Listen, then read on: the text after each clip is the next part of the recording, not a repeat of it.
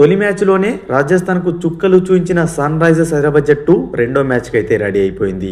మార్చి 27న ఉప్పల్ వేదికగా లక్నో సూపర్ జెయింట్స్తో జరగబోతున్న రెండో మ్యాచ్ సందర్భంగా ఇప్పటికే సన్ రైజర్స్ జట్టు పూర్తి స్థాయిలో సిద్ధమవుగా ఈసారి టార్గెట్ 300గా బరిలో దిగబోతుంది. సో గత 5 మ్యాచెస్ గమనించినట్లయితే ఈ రెండు జట్ల మధ్య 5 మ్యాచ్లు జరిగితే అందులో 3 మ్యాచ్లు లక్నో గెలిస్తే 2 మ్యాచ్లు సన్ రైజర్స్ గెలిచింది. అయితే తొలి 3 మ్యాచ్ల్లో లక్నో ఆధిపత్యం చెలాయిస్తే చివరి సీజన్లో జరిగిన 2 మ్యాచ్ల్లోనూ సన్ రైజర్స్ భారీ విక్టరీ కొట్టింది.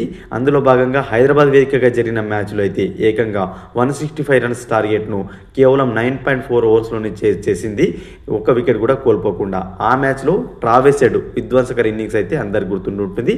30 బంతుల్లోనే 89 రన్స్ చేసి నాట్అవుట్గా నిలిచాడు.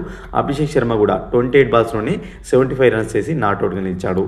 సో ఈసారి కూడా అదే రిపీట్ అయ్యే అవకాశాలు అయితే లేకపోలేదు. దీనికి గల కారణం లక్నో సూపర్ జెయింట్స్ ఢిల్లీతో జరిగిన మ్యాచ్లో వీక్ బౌలింగ్ అయితే ఒకసారి బయటపడింది. సో అంతగా బౌలింగ్ యూనిట్ అయితే బాగా లేకపోవడంతో ఈసారి సన్ రైజర్స్ 300 టార్గెట్గా బరిలో దిగవచ్చు. ఈజీగా 300 కొట్టుందని సన్ రైజర్స్ ఫ్యాన్స్ అయితే ఎక్స్పెక్టేషన్స్ పెట్టుకున్నారు.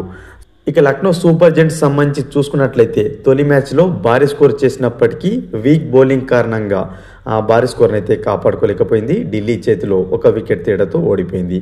ఇక ఆ మ్యాచ్లో మిచెల్ మార్ష్ పురాన్ల యొక్క విధ్వంసం అయితే మనం చూసాం. అందులో కూడా మనకు హీటర్స్ ఉన్నారు. ఐడెన్ మార్క్రమ్ కానీ, పంత్ కానీ, డేవిడ్ మిల్లర్ కానీ, ఆయుష్ బదోని వంటి ఆటగాళ్ళు. సో భారీ హిట్టింగ్ చేయగల ప్లేయర్స్ అయితే ఉన్నారు. సో లక్నో సూపర్ జెయింట్స్ను కూడా తక్కువ అంచనా వేయడానికి లేదు. ఈ మ్యాచ్కి ముందు లక్నో జట్టు కూడా ఒక గుడ్ న్యూస్ వచ్చింది. సో గాయం కారణంగా ఇన్ని రోజులు జట్టుకు దూరంగా ఉన్న ఆవేష్ ఖాన్ తిరిగి జట్టుతో చేరాడు. సో అతను సన్ రైజర్స్తో మ్యాచ్ ఆడే అవకాశాలు అయితే కనిపిస్తున్నాయి. అతను తుది జట్టులోకి వచ్చినట్లయితే మణిమరన్ సిద్ధార్థ్ బెంచ్కి పరిమితమయ్యే అవకాశాలున్నాయి. ఇక ఇరు జట్లకు సంబంధించిన ప్లేయింగ్ 11 ఈ విధంగా ఉండే అవకాశం అయితే ఉంది.